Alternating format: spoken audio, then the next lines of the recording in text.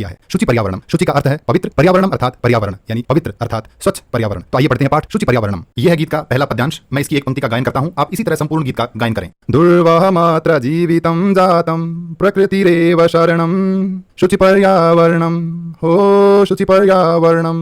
आइए अब हम बढ़ते हैं इसके अन्वय की ओर। इसका अन्वय है अत्र जीवितम दुर्वहम जातम प्रकृति ही एव शरणम शुचि पर्यावरणम स्यात्। महानगर मध्य कालाय सचक्रम अनिशम चलत मनः शोषयत तनु पेशयत सदा वक्रम भ्रमति अमुना दुर्दान्तैः दशनैः जनग्रसनम न एव स्यात्। अत्र यानी यहाँ जीवितम यानी जीवनम जीवन, दुर्वहम यानी दूभर कठिन, जातम हो गया है, प्रकृति यानी प्रकृति, एव ही शरणम यानी शरण आश्रय है, शुचि पर्यावरणम अर्थात पवित्र यानी स्वच्छ पर्यावरण, स्यात् यानी हो, महानगर मध्य यानी महानगरों में, कालाय सचक्रम अर्थात लोहे का पहिया, अनिशम दिन रात, चलत चलता हुआ, मनः यानी मन को, शोषयत शोषण करता हुआ या सुखाता हुआ, तनु यानी शरीर को, पेशयत पीसता हुआ, सदा यानी हमेशा, वक्रम भ्रमति वक्र यानी टेढ़ा चलता है, अमुना इससे ऐसी स्थिति से, दुर्दान्तैः यानी भयंकर, दशनैः दांतों से, जनग्रसनम जन यानी लोगों का, ग्रसन यानी विनाश, न एव स्यात् न हो अर्थात नहीं होना चाहिए। इस तरह इस पद्यांश का हिंदी अनुवाद हुआ, यहाँ जीवन दूभर हो गया है, अब तो प्रकृति ही सहारा है, पर्यावरण पवित्र यानी स्वच्छ हो, महानगरों में दिन रात चलता हुआ लोहे का पहिया, मन को सुखाता हुआ, शरीर को पीसता हुआ, हमेशा वक्र यानी टेढ़ा चल रहा है, इसके भयंकर दांतों से लोगों का विनाश न हो जाए। ये पठित अवबोधनम, इस पद्यांश पर आधारित ये पठित अवबोधन। ये कठिन शब्दार्थ। ये दूसरा पद्यांश, इसका अन्वय है शतशक्ति यानम कज्जल मलिनम धूमम मुंचति वाष्पयान माला ध्वानम वितरंती संधावति यानानाम अनंताः पंक्तयः ही संसरणम कठिनम। शतशक्ति यानम, शत यानी सैकड़ों, शक्ति यानम यानी मोटर गाड़ियां, कज्जल मलिनम, कज्जल अर्थात काजल, मलिनम यानी मलिन काजल जैसा काला, धूमम यानी धुआं, मुंचति छोड़ती हैं, वाष्पयान माला, माला यानी पंक्तियां कतारें, वाष्पयान यानी भाप से चलने वाली गाड़ी अर्थात रेलगाड़ी, रेलगाड़ियों की पंक्तियां यानी अनेक रेलगाड़ियां, ध्वानम यानी ध्वनि, वितरंती वितरण करती हुई अर्थात कोलाहल करती हुई, संधावती दौड़ती है, यानानाम अनंताः पंक्तयः, यानानाम यानी वाहनों की, अनंताः यानी अनंत जिनका कोई अंत न हो अर्थात अनेक, पंक्तियां यानी कतारें हैं, ही संसरणम, ही यानी निश्चित रूप से, संसरणम यानी चलना, कठिनम यानी कठिन है। हिंदी अर्थ हुआ सैकड़ों मोटर गाड़ियां काजल जैसा काला धुआं छोड़ रही हैं, रेलगाड़ियां कोलाहल करती हुई दौड़ रही हैं, शहरों में वाहनों की अनंत कतारें हैं, अतः यहाँ चलना भी कठिन है। पद्यांश पर आधारित पठित अवबोधनम और ये कठिन शब्दार्थ। ये है तीसरा पद्यांश, इसका अन्वय है वायुमंडलम वृषम दूषितम निर्मलम जलम ही न अस्ति भक्षम कुत्सित वस्तु मिश्रितम धरातलम समलम जातम बहि अंतः जगति बहुशुद्धिकरणम तु करणीयम। वायुमंडलम यानी वायुमंडल, वृषम अर्थात अत्यधिक, दूषितम यानी प्रदूषित हो गया है, निर्मलम यानी स्वच्छ, जलम यानी जल पानी, ही निश्चित रूप से, न नहीं, अस्ति है, भक्षम यानी भोज्य पदार्थ खाने की वस्तुएं, कुत्सित वस्तु यानी बुरी वस्तुएं, मिश्रितम यानी मिश्रित है, मिला हुआ है, धरातलम यानी धरातल पृथ्वी, समलम मल सहितम अर्थात प्रदूषित, जातम हो गई है, बहि यानी बाहर, अंतः यानी अंदर, बाहरी और आंतरिक, जगति संसार में, बहुशुद्धिकरणम अत्यधिक शुद्धिकरण, तु तो करणीयम करना चाहिए। हिंदी अर्थ है वायुमंडल अत्यधिक प्रदूषित है, जल भी निश्चित रूप से स्वच्छ नहीं है, खाद्य पदार्थों में बुरी चीजों की मिलावट है, पृथ्वी गंदगी युक्त यानी प्रदूषित हो गई है, अतः संसार में बाहरी और भीतरी शुद्धि करनी चाहिए, यानी संसार में शुद्धता अर्थात सफाई की बहुत आवश्यकता है। ये इस पद्यांश आधारित पठित अवबोधनम, ये कठिन शब्दार्थ। चौथा पद्यांश है और इसका अन्वय है माम कंचित कालम अस्मात् नगरात् बहुदूरम नया अहम ग्रामांते निर्झर नदी पयःपुरम प्रपश्यामि एकांते कांतारे क्षणमपि मे संचरणम स्यात्। माम मुझे कंचित कालम कुछ देर के लिए अस्मात् नगरात् इस नगर से यानी शहरों से बहुदूरम बहुत दूर नया ले चलो। अहम मैं ग्रामांते गांव के अंत में यानी गांव की सीमा पर, निर्झर यानी झरने, नदी यानी नदियां, पयःपुरम यानी जलाशय तालाब आदि, प्रपश्यामि देखता हूं यानी देखना चाहता हूं, एकांते कांतारे यानी एकांत वन में, क्षणमपि थोड़ी देर के लिए, में मेरा संचरणम यानी भ्रमण घूमना स्यात् हो। हिंदी अर्थ है मुझे कुछ समय के लिए इस नगर से दूर ले चलो, मैं गांव की सीमा पर झरने, नदी, जलाशय आदि देखता हूं यानी देखना चाहता हूं, एकांत वन में क्षण भर के लिए भी मेरा भ्रमण हो अर्थात एकांत वन में मैं क्षण भर घूमना चाहता हूं। ये पद्यांश आधारित पठित अवबोधन। विद्यार्थी इसका अभ्यास अवश्य करें। ये कठिन शब्दार्थ। ये पांचवा पद्यांश और इसका अन्वय है हरित तरुणाम ललित लतानाम माला रमणीया समीर चालिता कुसुमावली में वर्णिया स्यात् नवमालिका रसालम मिलिता रुचिरम संगमनम स्यात्। हरित तरुणाम यानी हरे भरे पेड़ों की, ललित लतानाम ललित यानी सुंदर, लतानाम यानी लताओं बेलों की, माला यानी पंक्तियां, रमणीया सुंदर हैं, समीर चालिता, समीर यानी हवा, चालिता यानी चलायमान गतिमान अर्थात हवा से हिलती हुई, कुसुमावली फूलों की पंक्तियां, में मेरे लिए वर्णीय यानी वर्णीय अर्थात चुनने योग्य स्यात् हों। नवमालिका, मालिका कहते हैं चमेली, नई चमेली की बेल, रसालम मिलिता, रसालम अर्थात आम, मिलिता यानी मिलकर, रुचिरम सुंदर, संगमनम संगम अर्थात मिलन स्यात् हो। हिंदी अर्थ है हरे भरे वृक्षों और सुंदर लताओं की माला मनमोहक हैं तथा हवा से गतिमान यानी हिलती हुई फूलों की पंक्तियां मेरे चुनने योग्य हैं। आम के पेड़ से नवमालिका यानी चमेली का सुंदर समागम यानी मिलन हो अर्थात प्रकृति का दृश्य अत्यंत मनमोहक है।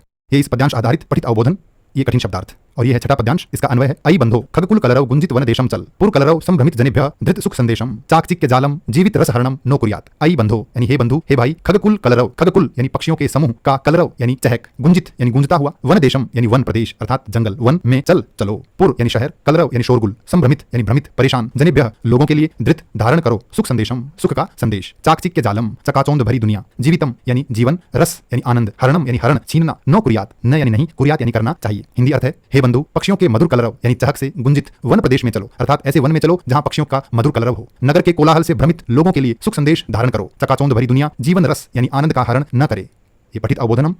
ये कठिन शब्दार्थ। यह है 7वां पद्यांश। इसका अन्वय है लता तरु गुल्माः प्रस्तरतले पिष्टाः न भवन्तु पाषाणी सभ्यता निसर्गे समाविष्टा न स्यात् मानवाय जीवनम कामये जीवन मरणम नो कामये। लता यानी लताएं बेलें, तरु यानी वृक्ष, गुल्माः यानी झाड़ियां, प्रस्तर तले पत्थरों के नीचे, पिष्टाः यानी पिसना, न भवन्तु न हो अर्थात लताएं पेड़ झाड़ियां इत्यादि पत्थरों के नीचे न पिसें। पाषाणी सभ्यता यानी पत्थरों की सभ्यता, निसर्गे यानी प्रकृति में, समाविष्टा समाविष्ट यानी सम्मिलित, न स्यात् न हो। मानवाय मानव के लिए, जीवनम जीवन, कामये कामना करता हूं, जीवन जीवित रहता हुआ, मरणम मृत्यु को, न कामये नहीं कामना करता हूं। हिंदी अर्थ है लताएं पेड़ तथा झाड़ियां पत्थरों के नीचे न पिसें अर्थात जंगलों को काटकर सड़कों का, पुलों का और भवनों का निर्माण न हो। प्रकृति में पाषाणी सभ्यता यानी पत्थर की सभ्यता का समावेश न हो अर्थात हर जगह निर्माण कार्य न चले। मैं अर्थात कवि मानव के लिए जीवन की कामना करता हूं, जीवित रहता हुआ मैं मृत्यु की कामना नहीं करता अर्थात मैं सभी के लिए स्वस्थ जीवन की कामना करता हूं। यह है पठित अवबोधनम और ये कठिन शब्दार्थ। अब हम चर्चा करेंगे अभ्यास कार्य पर। पहला प्रश्न है एक पदेन उत्तरम लिखत, एक शब्द में उत्तर लिखिए। अत्र जीवितम कीदृशम जातम, जीवन कैसा हो गया है। दुर्वहम यानी दुभर कठिन। अनिशम महानगर मध्य किम प्रचलति, दिन रात शहरों में क्या चलता है। उत्तर है कालायस चक्रम यानी लोहे का पहिया। कुत्सित वस्तु मिश्रितम किमस्ति, बुरी वस्तुओं से मिश्रित क्या है यानी किसमें बुरी वस्तुओं की मिलावट है। उत्तर है भक्षम यानी भोज्य पदार्थ खाने की वस्तुएं। अहम कस्मै जीवनम कामये, मैं किसके लिए जीवन की कामना करता हूं। उत्तर है मानवाय यानी मानव के लिए। केशाम माला रमणीया, किसकी माला सुंदर है, सुंदर लगती है। हरित तरुणाम ललित लतानाम च, हरे भरे पेड़ों की और सुंदर लताओं की माला।